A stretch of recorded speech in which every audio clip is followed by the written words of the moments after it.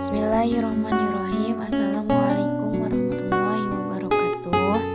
Perkenalkan, nama saya Najwa Kamila Tunisa. NPM saya 101119092. Prodi Manajemen S1 kelas B. Di sini saya akan menjelaskan sedikit tentang al-manawi min ma'rifatullah, yaitu penghalang-penghalang mengenal Allah. Secara garis besar, terdapat dua hal yang menghalangi manusia dalam mengenal Allah. Pertama, maradus syahwat, berkaitan dengan penyakit hati, berupa nafsu dan kesenangan serta perilaku yang tidak terpuji. Yang kedua yaitu maradus syubhat, yaitu berbagai hal yang menimbulkan keraguan, lebih banyak berkaitan dengan masalah akal dan logika.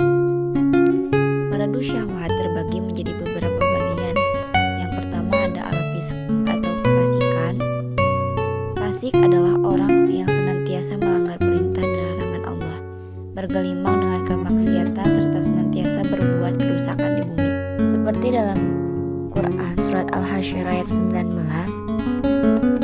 wala takunu kalladina nasullaha fa'ansahum wa anfusahum wa ulaika humul fasikun. Dan janganlah kamu seperti orang-orang yang lupa kepada Allah, lalu Allah menjadikan mereka lupa kepada mereka sendiri. Mereka itulah orang-orang yang fasik. Quran surat Al-Hasyr ayat 19. Yang kedua ada al-kibru atau kesombongan. Allah berfirman dalam surat Al-Mu'min ayat 35, yaitu orang-orang yang memperdebatkan ayat-ayat Allah tanpa alasan sampai kepada mereka. Amat besar kemurkaan di sisi Allah dan di sisi orang-orang yang beriman. Demikianlah Allah membenci mati hati orang yang sombong dan sewenang-wenang. Quran surat Al-Mu'min ayat 35. Allah menerangkan hukum-hukumnya bagi orang-orang yang menutup hatinya untuk menerima kebenaran wahyu, yaitu bahwa ia akan menutup hati mereka. Yang ketiga ada al-zulmu atau kezaliman. Allah Ta'ala menerangkan bahwa orang yang paling zalim ialah orang yang telah sampai kepadanya peringatan Allah, telah sampai pula kepadanya ayat Al-Quran dan petunjuk Rasul, kemudian mereka berpaling dari ajaran dan petunjuk. Itu karena angkuh dan penyakit dengki yang ada dalam hatinya. Sikap zalim seperti inilah yang menghalangi mereka mengenal Allah.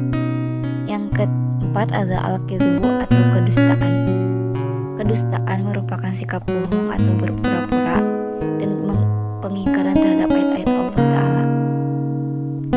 Mereka memperlihatkan iman, kasih sayang, menyembunyikan permusuhan dalam batin. Mereka menyebarkan permusuhan dan fitnah-fitnah untuk melemahkan barisan kaum muslimin.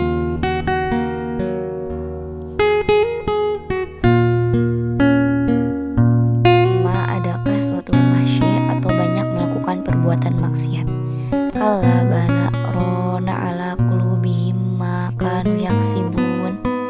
Sesekali demikian, sebenarnya apa yang selalu mereka usahakan itu menutupi hati mereka.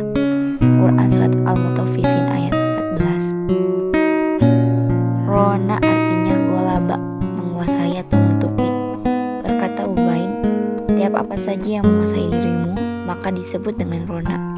Berkata Al-Baghdadi, ar-rain artinya menguasai. Dikatakan minuman khamar itu membuat ar-rain atas akalnya. Maksudnya telah menutupi akalnya sehingga ia menjadi mabuk.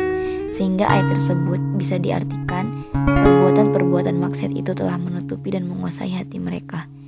Berkata Husain al-Basri, dosa yang menumpuk atas dosa lain sehingga mesti menjadi mati. Maka berdasarkan ayat ini jelaslah orang yang banyak melakukan maksiat pasti akan terhalang dan dari mengenal Allah. La'udzubillah min dzalik. Yang kedua ada maradus syubhat. Dari maradus syubhat juga ada beberapa bagian. Yang pertama ada al-jahlu, yaitu kebodohan, yakni tidak mau memikirkan ayat-ayat Allah Ta'ala, baik ayat-ayat kauliyah yang tersurat dalam Al-Quran maupun ayat-ayat kauniyah yang tersirat di seluruh penjuru alam semesta. Inilah yang menyebabkan terhalangnya manusia dari mengenal Allah.